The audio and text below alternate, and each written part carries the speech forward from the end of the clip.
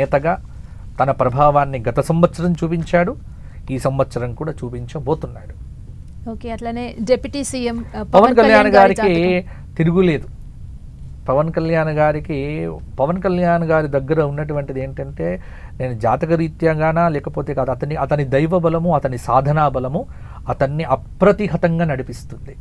కాబట్టి నాకు తెలిసి మీరు వచ్చే సంవత్సరం కూడా రికార్డ్ అవుతుంది కాబట్టి వచ్చే సంవత్సరం వరకలా మొత్తం ఈ టోటల్ రాజకీయ వ్యవస్థలో అత్యున్నతమైనటువంటి ప్రభావశీలవంతమైన నాయకుడిగా పవన్ కళ్యాణ్ పేరును మనం పదే పదే దేశ రాష్ట్ర రాజకీయ చరిత్రలో చూడగలుగుతాము.